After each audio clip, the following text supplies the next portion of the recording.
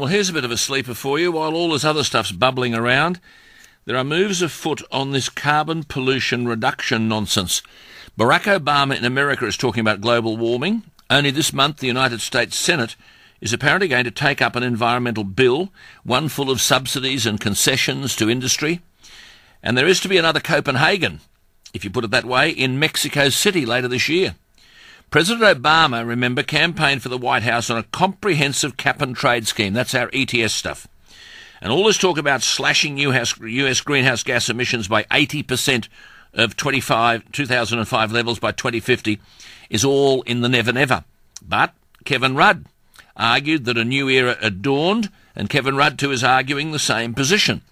Barack Obama is going to be here shortly, and as a candidate he said, "We understand the gravity of the climate threat. We are determined to act." Well, Copenhagen has come and gone, and polls show a rising scepticism towards the science of man-made climate change. A December last year Harris poll found only 51% of Americans think there's any evidence that the Earth is getting warmer.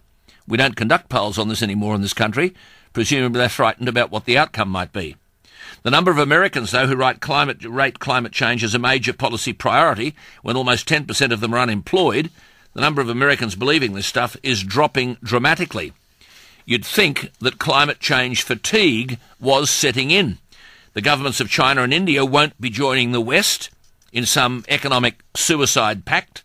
In France, the Sarkozy government recently shelved plans to introduce a carbon tax. In Germany, polls show only about 42% of Germans worry about global warming. In the European Union, the ETS has been a victim of fraudulent traders. They don't want anything to do with it. In Canada, the ETS has stalled, and here, Tony Abbott, let's not forget, proved that his direct action plan was more popular than Labor's tax, but at the same time saved us from the catastrophe of what Kevin Rudd was advocating. Well, the man who's travelled the world discussing all this is Viscount Monckton. He is, as I speak, preparing to address a tax day Tea Party rally in Washington. It'll take place there in the next 26 hours near the Washington Monument and the National Mall in front of the White House, and the rally is expected to be attended by anything up to 1 million people. It'll start at 9 a.m. Friday our time, and Viscount Monckton is on the line from Washington. Lord Monckton, good morning. Alan, how very nice to hear you, and as always, what a dazzling summary of events in the climate world since last we had the good fortune to meet when I was in Australia earlier this year. Well, how are things going? I mean, you're going to address this great Tea Party in Washington, D.C. You might just explain the Tea Party movement to my listeners. Certainly. The Tea Party movement came from nowhere just over a year ago when ordinary Americans of all parties, terrified of the administration that they had elected and the way that it was encroaching on their freedoms by excessive taxation and regulation and legislation, decided to band together and stand up and be counted. Tea Party rallies were held, first of all, in Boston, where the original one, of course, was held in 1773, and then they were held all over the country. In fact, I addressed one in Texas, in the North Houston, on a race course last September. 15,000 people came, wildly enthusiastic. A number of them were Democrats who said, we voted for Obama, but we would never do it again because we can see now that our freedoms are under such threat. And this is going to be the end of the United States of America as we know it if this carries on. And, of course, cap and trade, or ETS, is very much a part of the plan, chiefly of socialist regimes around the world, to try to water down and ultimately destroy democracy by imposing such swinging increases in taxation and regulation that the very concept of freedom and democracy will simply go out the window. Well, I just want to take a bit of a sidetrack here on the freedom issue for the benefit of my listeners, because as a measure of what Viscount Monckton is talking about in terms of freedom, we are going to, in Australia later this year, host a CEO conference. It's called the Steve Forbes, arguably one of the richest men in the world, Global CEO Conference.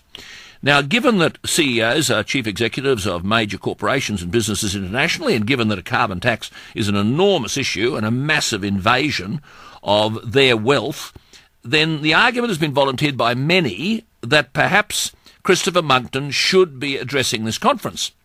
people have written to the organisers of the conference, and I am one of them, saying, well, why don't you find a slot for this man, because this surely is one of the big issues. Now, I have written several times. Each time I'm told I'll get an answer. In spite of being promised an answer, I have got no answer. So, coming to you, Christopher Monckton, there are still people out there who, if they don't like the message, still want to shut up the messenger. That's been a feature almost everywhere. For instance, I was supposed to be going to Singapore next month at the invitation of a very distinguished judge from Hawaii who belongs to an Asian group of international lawyers, and they hold a very important conference this year. It's going to be in Singapore.